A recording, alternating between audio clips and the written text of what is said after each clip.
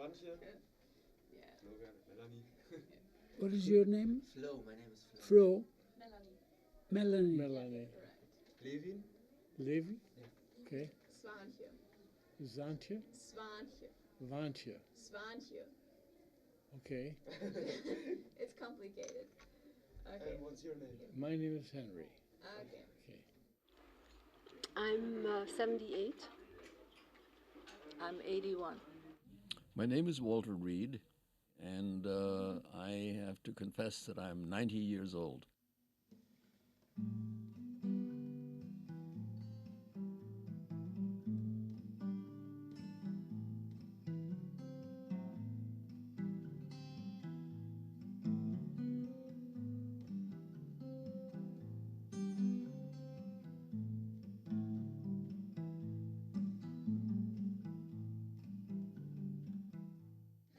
Okay, so I was born January 6th, 1938 in Vienna. That was 2 months before Hitler came to Austria and made the Anschluss. When I was in 1943, my father was taken away and was sent to Mali Trostinets, which is near Minsk in Belarus, Weißrussland, and immediately killed there. Even though most people have never heard of Mali Trostinets, more Austrian Jews were killed there than any place else. My grandfather was taken in 1943 on the first transport from Vienna to Theresienstadt, and 3 months later he was shipped to Treblinka and killed there. My mother and I, after my father was taken, we went into hiding for a while. But then towards the end of the year, we got apprehended and we were shipped to Theresienstadt. On my 5th birthday, we were going to Theresienstadt. And my mother was told she should volunteer for work. So she volunteered to work. She was splitting mica. Mica in German, I believe, is Glimmer. Schist. Huh? Schist. Nein, Glimmer. All right. And what it is, it's a part of a mountain, and she was splitting the mica, and the Luftwaffe was working on something for radar, and I believe that's the reason my mother and I were never sent away from Theresienstadt to the east. You know, out of 50,000 children that went to Theresienstadt under the age of 15, at the end of the war, there were about 240 kids that were survived. When my parents decided to emigrate and obtained this affidavit, we moved into a single room in the home of a Jewish widow in the older part of town, which wasn't a terrible thing, at least not for me. But we were warned by someone on the 9th of November that this pogrom was in the offing. And we went to bed that evening fully dressed, and at 5 o'clock, 6 o'clock, there was a pounding on the door, and some SA troopers came in and told us to get out quickly, which we were able to do. And as we left, we heard the dishes already being smashed on the floor. We went to the home of our landlady's sister in a suburb where we thought there would be no such problems. And on the way to the train station, we saw the synagogue of Essen in flames. But we did get to the suburbs, and we found a totally demolished house. later that evening, we went back home to Essen. The adults started cleaning up. I was sent to bed. And as I was lying in bed, I heard someone in the house whose windows had been broken using some kind of a tool, perhaps a hammer, and knocking out the shards of the windows that remained in the frame. And these fell down onto the sidewalk below and shattered. And the shattering sound is another one of my long-held memories. Following that, my parents sent me to the home of friends whose house had not been damaged, and my father decided to spend his days riding the streetcars because it became known that the Gestapo was arresting all Jewish men, and he felt he could escape arrest that way.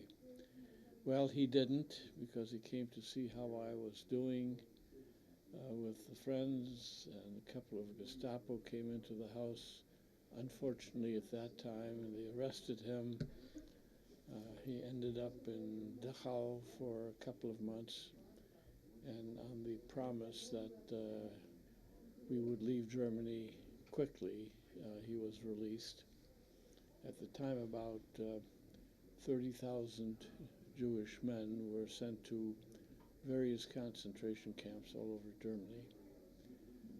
Most of them were released. Many died simply from exposure, ill treatment, bad food, and the weather. But he was able to come home in January, and as I mentioned before, our visa came through and we were able to leave in April of '39.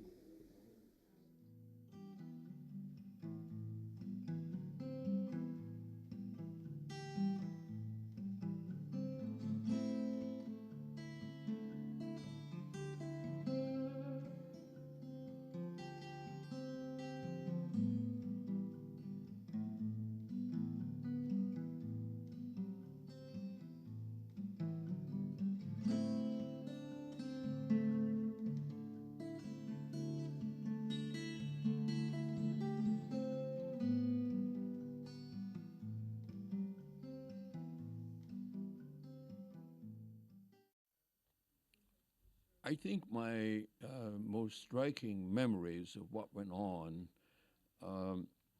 were the atrocities that were committed by people who are the descendants of generations that produced Goethe, Schiller, Beethoven, Brahms, and that the kinds of things these people eventually did are totally incomprehensible. One cannot understand that a whole country, a whole population would change from being honorable and decent people to being cruel activists that brutalized and verleumded innocent people. That's my main recollection of that time. On the other hand, I also remember that there were some very courageous people, both in Germany, Austria, and in other European countries, who dared to be different. And I think they're very, very important for German people to know, because not everybody was horrible. Too many people were, but there were some exceptions to that, and it's important to point out that these people existed. My father, I hate to use the word, but that's what it was. He was murdered in Auschwitz. Two of my uncles came to America. Another one of my uncle was hidden for 2 years in Holland by a non-Jewish family. My My grandfather was killed in Sobibor. My mother's sister died in Theresienstadt. So we had some survivors and a lot that didn't. My most striking memory, which I think persisted throughout my life, was having been afraid to be left alone. I was afraid that my parents would give me away to another, family, a non-Jewish family who would take me in, or maybe they would give me away to an orphanage to protect me, because if they would be arrested, they wanted to be sure that I wouldn't be arrested.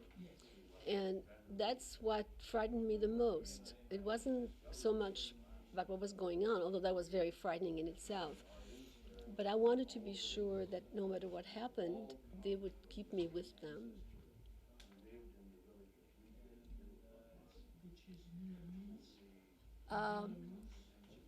It awakens stuff every time that I talk about it, but I feel it extremely important that I talk, excuse me, as long as I can, because we're the last generation, and after that,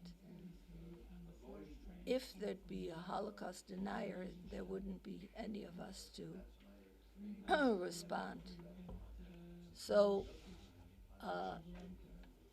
even if it's difficult, I still feel sort of compelled to tell the story. I went to Germany shortly after the wall in Berlin came down, and it was difficult going there. I remember when the plane was coming down on the airfield, there was a a building where it said Lager, and after the war, the concentration camps, when we spoke about them at home, we were referring to them as Lager.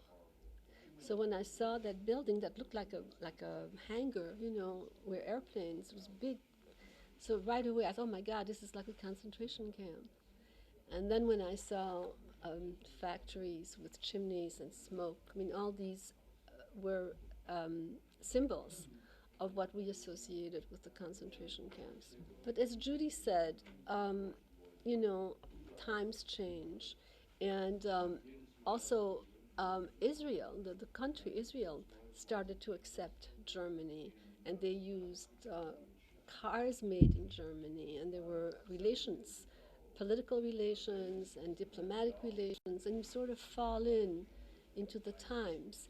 And so I went back another time, I don't know, maybe it was 4 years ago, and again we went to visit all the Jewish sites, but of course we visited other things too, like the Pergamon Museum, and so I think now we're sort of reconciled to Germany being a friend at this point.